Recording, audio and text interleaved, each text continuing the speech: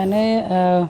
जब राज्यसभा का चुनाव हुआ मैंने तभी वोट उनको दिया, तो उसी समय मुझे निकाल देते। जब मैंने माफिया अतीक अहमद बोला तब उन्होंने मुझे पार्टी से निष्कासित करने का काम किया। जो अतीक को मानने वाले लोग हैं, जो उन पर भरोसा रखने वाले लोग हैं, कहीं ना कहीं इस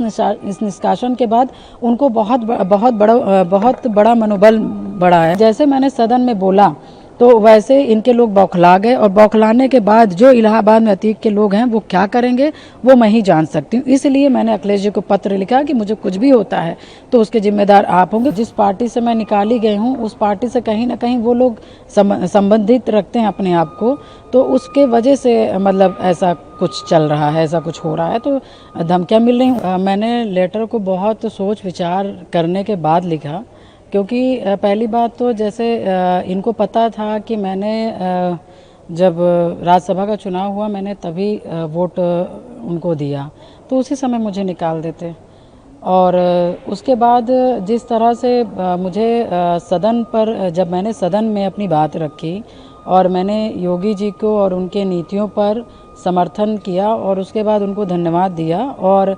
तो कहीं ना कहीं जब मैंने माफिया अतीक अहमद बोला तब उन्होंने मुझे पार्टी से निष्कासित करने का काम किया। तो कहीं ना कहीं इतने अपमानित तरीके से जब मुझे पार्टी से निकालने का, निष्कासित करने का काम किया जाएगा, और क्योंकि एक चीज़ मैं बताना चाहूँगी, जब से मुझे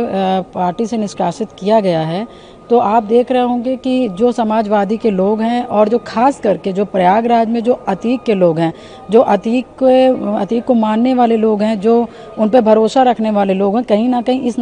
निष्कासन के बाद उनको बहुत बड़ा मनोबल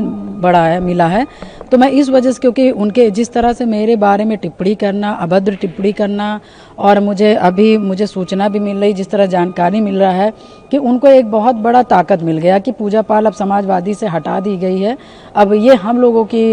पार्टी है, अब हम लोग जिस तरह से चाहेंगे, जिस तरह से रहेंगे, जिस तरह से हम रहेंगे हम रह सकते हैं और इनको चोट पहुंचा सकते हैं। तो बहुत विचार करने के बाद तब हमने माननीय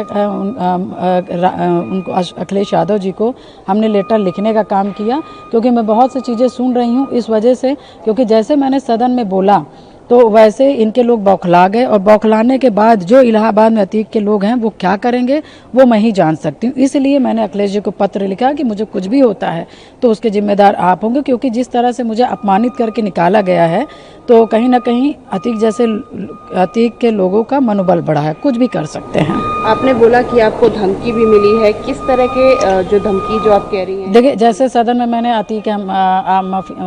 माफिया अतीक अहमद का नाम लिया, जिस तरह से मैंने उसके जो दुर्दांत तरीके से हत्याएं की जाती थी मैंने उसके बारे में जिक्र किया, तो इन सब चीज़ों को लेकर, और ख़ास करके